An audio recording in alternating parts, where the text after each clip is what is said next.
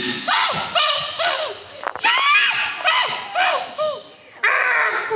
adalah nenek Pakande yang suka memakan anak-anak. Assalamualaikum warahmatullahi wabarakatuh. Dewan juri yang saya hormati, seluruh peserta mendongeng yang saya banggakan, dan para penonton yang semoga dirahmati Allah Subhanahu wa Ta'ala. Perkenalkan, nama saya Safira Dwi Anjani, perwakilan dari MTS Salafiyah Al Marjan. Saya akan membawakan dongeng tentang Nenek Pakande. Pada zaman dahulu kala, di suatu daerah di Sopeng, Kabupaten Sulawesi Selatan, hiduplah seorang nenek yang berambut putih, sudah tidak punya gigi. Kalau jalan pun ia harus membungkuk. Tapi anehnya para warga sangat takut kepada nenek itu, apalagi ibu-ibu yang mempunyai anak kecil. Tahu tidak kenapa takut? Ibu mau dibantu video enggak? Tahu tidak? Maaf ya Ibu. Baik, beginilah ceritanya. Pada sore hari, ada seorang anak yang sedang bermain di depan rumahnya. Ampar-ampar pisang, pisangku belum masak, masak sabigi diurung bari-bari.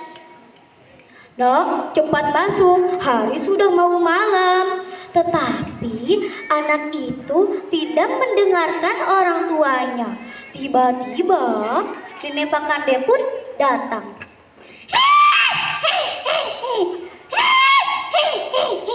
Aku melihat anak kecil yang sedang bermain sendirian. Nenek Pakande pun menangkap anak itu dan membawanya. Ketika ibunya keluar rumah, ia mendapati anaknya sudah tidak ada. Tolong, tolong, tolong, anakku hilang. Mendengar teriakan itu, warga pun berkumpul di depan rumah ibu itu. Setelah mendengarkan penjelasan dari ibu itu, warga pun mulai berpencar untuk mencari anak itu. Tetapi anak itu tak kunjung ditemukan. Kukurio. Keesokan harinya, warga berkumpul di balai desa. Mereka membicarakan apa yang sedang terjadi di desanya. Setelah berbicara panjang lebar, warga pun pergi ke orang pintar. Setelah mendengarkan penjelasan dari orang pintar, warga pun berpencar untuk mencari raksasa bangku pitu rawa ale. Tetapi raksasa itu tidak ditemukan. Akhirnya ada seorang pemuda yang bernama Labedu. Ia memberikan saran dan idenya. Bagaimana jika ia saja yang menjadi raksasa bangku pitu rawa ale? Setelah mendengarkan penjelasan dari Labedu, warga pun sepakat akan hal itu. Labedu pun meminta disiapkan bahan-bahan. Pertama, ada batu besar yang akan disimpan di depan pagar. Kedua, ada satu ekor belut yang akan disimpan di depan pintu. Labedu pun akan naik ke atas loteng, membawa satu ember yang berisi sabun, satu buah selada, dan beberapa ekor kura-kura. Sementara itu, ada satu warga yang menyimpan anaknya di dalam rumah yang akan dijadikannya untuk menangkap Nenek Pakande. Malam hari pun tiba. Terdengar suara tangisan anak bayi. Iya, iya, iya. Nenek Pakande pun masuk ke dalam rumah itu. Tiba-tiba Nenek Pakande mendengar suara, tapi entah dari mana? Nenek Pak Kande, jangan berani-beraninya kamu menyentuh anak itu. Ia adalah santapanku. Tetapi Nenek Pak Kande tidak percaya bahwa ia adalah raksasa bangku pitu rawa ale.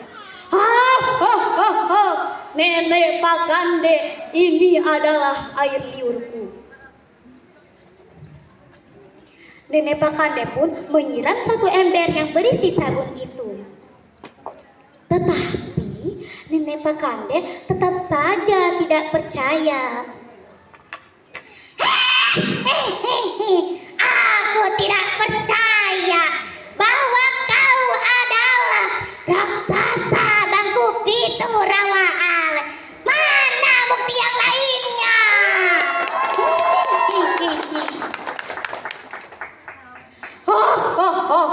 Nenek Pak Kande, ini adalah sisik dan kutuku. Labedu pun melempar satu buah selada dan beberapa ekor kura-kura yang menyerupai sisik dan kutu dari raksasa bangku pitu rawa ale. Nenek Pak Kande pun ketakutan. Ia berlari keluar rumah, tetapi ia menginjak belut yang disimpan di depan pintu. Ia pun berguling-guling. Setelah itu, Nenek Pak Kande pun merasa kesakitan. Tetapi sebelum Nenek Pak Kande meninggalkan desa itu, ia meninggalkan satu pesan. Para warga, aku akan kembali untuk menangkap anak-anak yang suka keluyuran dan tidak suka mendengarkan orang tuanya.